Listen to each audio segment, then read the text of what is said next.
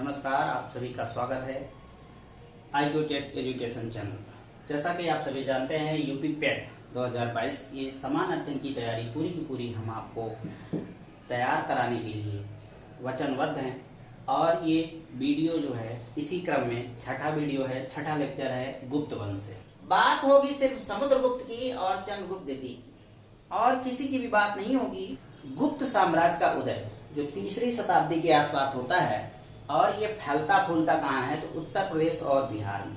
ठीक, इसके संस्थापक थे श्रीगुप्त, और श्रीगुप्त के जो उत्तराधिकारी थे घटोत्कच जी थे।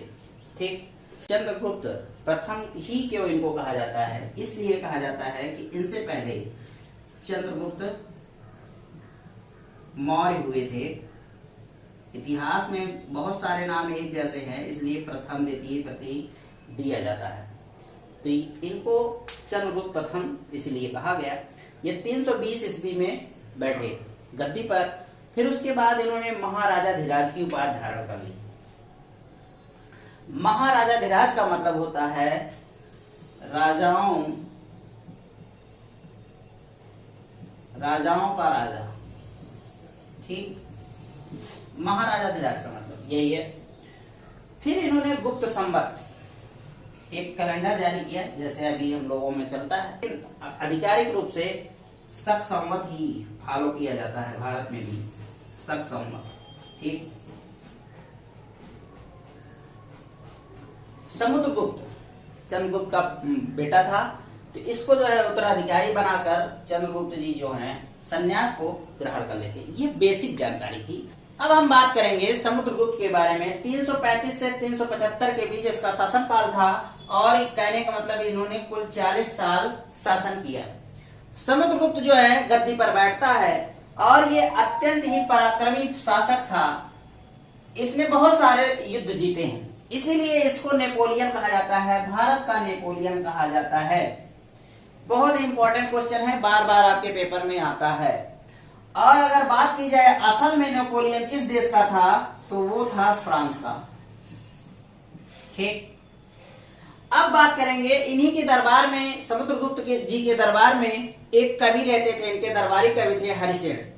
हरिसेन का एक प्रशस्ति पत्र मिला है इलाहाबाद से, जो वर्तमान प्रयागराज है। उस प्रशस्ति पत्र के 7वें श्लोक में जो है समुद्रगुप्त के विजय अभियानों का वर्णन किया गया है। इसके अलावा इनका एक अभिलेख और प्राप्त होता है मध्य प्रदेश के सागर जिले में स्थित एरण नाम से। एरण एक जगह है जहां से ये अभिलेख प्राप्त हुआ है, इसलिए इसको एरण अभिलेख भी कहते हैं। इसमें इनका वर्णन किया गया है महादानी के नाम से।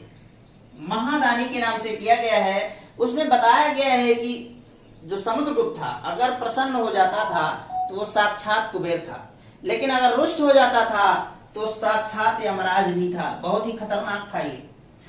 और इसी अभिलेख में इनकी पत्नी का नाम दत्ता देवी मिलता है। समुद्रगुप्त ने अश्वमेध यज्ञ भी कराया था। अश्वमेध यज्ञ क्या होता है, तो अश्वमेध यज्ञ में होता है कि जो राजा अश्वमेध यज्ञ करा रहा है वो एक घोड़ा छोड़ता है। उस घोड़े के पीछे उस राजा के सैनिक होते हैं, सेनापति होता है, और जो राजा उस घोड़े को पकड़ लेता है तो उस सेना से लड़नी पड़ती थी राजा को। अगर हराना है, हरा देते थे तो बात ठीक है, नहीं तो वो उसके अधीन हो जाते थे स्वतः ही।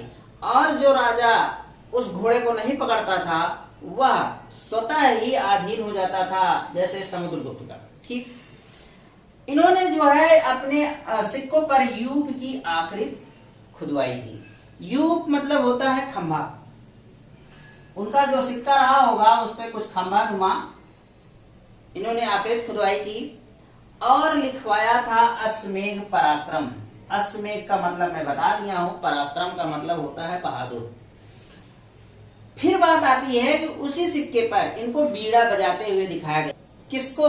समुद्रगुप्त को। ठीक, समुद्रगुप्त के बारे में कहा गया है कि इन्होंने 6 सिक्के चलवाए थे, 6 प्रकार के सिक्के चलवाए थे, लेकिन सबसे ज्यादा उसमें प्रसिद्ध हुआ था गरुड़ मुद्रा, जिसमें गरुड़ छपा रहा होगा, वही मुद्रा सबसे ज्यादा प्रचलित थी। अपने सिक्कों पर उन्होंने कुछ नाम लिखवाया, जैसे अप्रतिरथ, अप्रतिरथ का मतलब होता है वीर।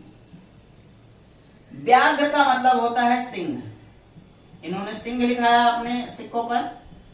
फिर पराक्रम, पराक्रम तो आपको समझ में आ ही गया कि ये भी वीर से ही संबंधित है, बहादुर या वीर। ठीक। पराक्रमांग, पराक्रमांग का मतलब होता है पराक्रम, पराक्रम ही जिसकी पहचान हो। ठीक, पराक्रम ही जिसकी पहचान हो। विरोध मतलब क्या होता है, तो विरोध का मतलब होता है गाथा या कीर्ति, गाथा या कीर्ति, यही मतलब होता है। तो धारण किया। ठीक है। समुद्रगुप्त ने धरणबंध को अपना परम लक्ष्य बनाया। धरणबंध का मतलब होता है पृथ्वी को बांधना। ठीक है। समुद्रगुप्त विद्वान भी था, इसे कविराज भी कहा जाता है। ठीक है। कुछ चीनी स्रोतों के अनुसार जानकारी मिलती है कि श्रीलंका के राजा जो हैं मेघवर्मन, इन्होंने समुद्रगुप्त से गया में, गया कहाँ, बिहार, गया में बौद्ध मंदिर बनवाने की अनुमति मांगी। अब हम बात करें अगर समुद्रगुप्त के उत्तराधिकारी कौन थे, तो समुद्रगुप्त के उत्तराधिकारी थे रामगुप्त। ठीक है। लेकिन लेकिन लेकिन इनकी हत्या कर दी चंद्रगुप्त द्वितीय ने और खुद गद्दी को हथिया लिया। फिलहाल ये दोनों ही पुत्र थे समुद्रगुप्त के, लेकिन ये बड़े रहे होंगे इसलिए इनको गद्दी दी गई, लेकिन इनसे बर्दाश्त नहीं हुआ चंद्रगुप्त द्वितीय से और इनके मर्डर कर दिया।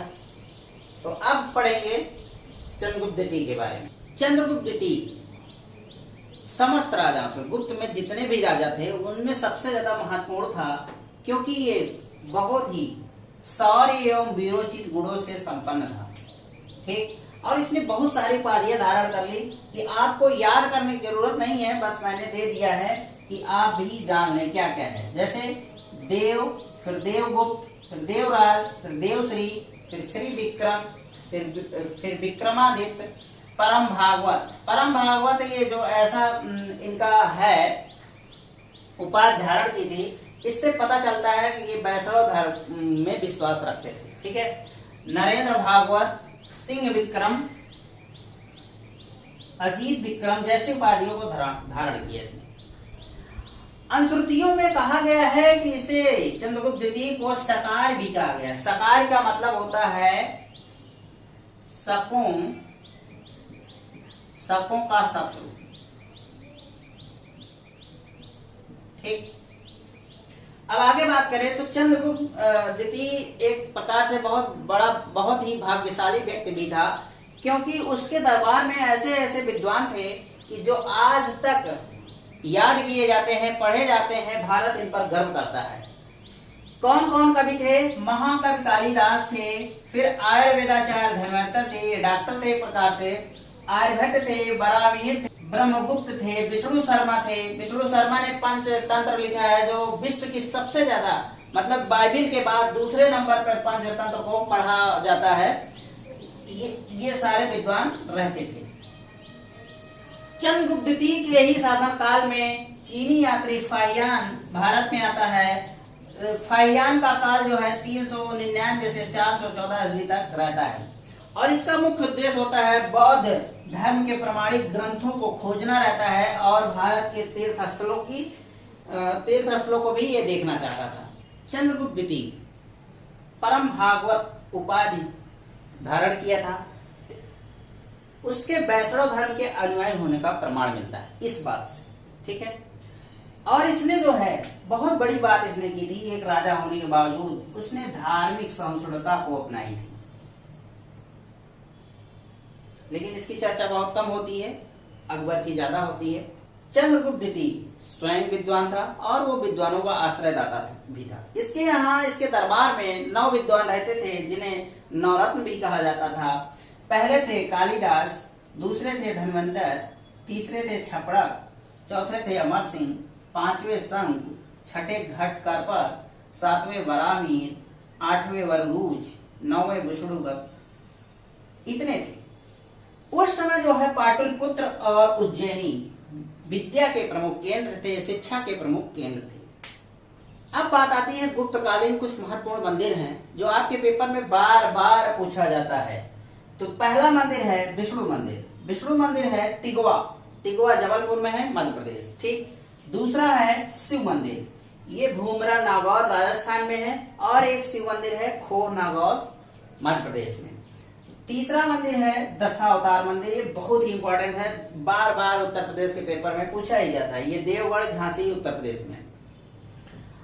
चौथा मंदिर है भीतरगांव, भीतरगांव का लक्ष्मण मंदिर है, ये कानपुर में है। और इसकी खासियत है कि ये ईंटों से बनी है, और सब मंदिर पत्थरों से बनती है, लेकिन ये ईंटों से बनी थी, उस समय की बात है। लक्ष्मण मंदिर तो ये भी शिवपुर में है। एक ये मध्य प्रदेश वाला जो है ये ईंटों से नहीं बना है, लेकिन उत्तर प्रदेश वाला जो है ईंटों से बना है, इसको ध्यान में रखिएगा।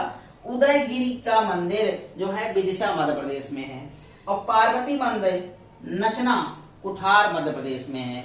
ये बहुत ही इंपॉर्टेंट है, आपके पेपर बराबर आते हैं, इसको आप याद जरूर कर लीजिएगा। अगर याद कर लेंगे तो आपको फायदा होगा, 1 नंबर आपको आसानी से मिल जाएंगे यहाँ से। अब गुप्तकालीन नाटक के बारे में हम बात करेंगे और नाटककार के बारे में। कालिदास जी ने मालविकाग्निमित्रम लिखा, विक्रमोर्वशीयम लिखा, अभिज्ञान शाकुंतलम लिखा। बहुत ही इंपॉर्टेंट है सारे के सारे, ये जितने हैं ना सब बहुत इंपॉर्टेंट है। अगर आप सही से याद कर लेते हैं तो बराबर इनसे क्वेश्चन आता ही आता है। विशाख दत्त मुद्रा राक्षस लिखे और देवी चंद्रगुप्तम लिखे। मुद्रा राक्षस तो बहुत इंपॉर्टेंट है। शूद्रक ने मृच्छकटिकम लिखा और भास ने स्वप्नवासवदत्ता लिखा। अब बात करेंगे गुप्तकालीन प्रमुख ग्रंथ के बारे में। एक है चंद्र व्याकरण, इसको लिखा है चंद्रभूमि ने। अमर कोश को लिखा है अमर सिंह ने।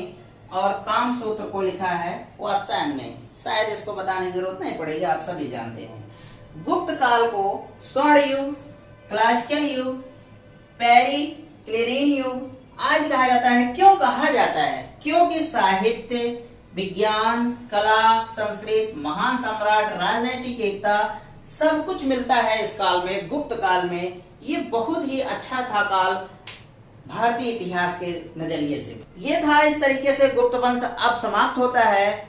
अब हम बात करेंगे आपके होमवर्क का। आपको मैं 10 क्वेश्चन दे रहा हूँ, उसके आंसर आप कमेंट बॉक्स में कर सकते हैं। इससे आपको अपनी तैयारी भी पता चलेगी कितनी तैयारी है और रिवीजन भी हो जाएगा। तो चलिए जल्दी से होमवर्क ले लेते हैं। अब आपके सामने है आपका होमवर्क, तो चलिए देख लेते हैं कौन कौन सा क्वेश्चन है। गुप्त वंश का संस्थापक कौन था? हरिसेन किस सम्राट का दरबारी कवि था? तीसरा है धरणबंध का अर्थ बताइए। चौथा है सकार का तात्पर्य क्या है? पांचवा है पंचतंत्र के लेखक कौन है? छठा है चंद्रगुप्त द्वितीय के दरबार में रहने वाला महान आयुर्वेदाचार्य कौन था? सातवां है दशावतार मंदिर कहाँ स्थित है? आठवां है गुप्त काल में विद्या का प्रमुख केंद्र कहाँ था? नौवां है फाहियान किसके शासनकाल में भारत आया था? और 10वां है अंतिम क्वेश्चन, मृच्छकटिकम नाटक के लेखक कौन है? मैं आशा करता हूं कि इन सारे 10 क्वेश्चन का आप आंसर सही करेंगे। तो आगे के लिए आपको शुभकामनाएं और तब तक के लिए नमस्कार।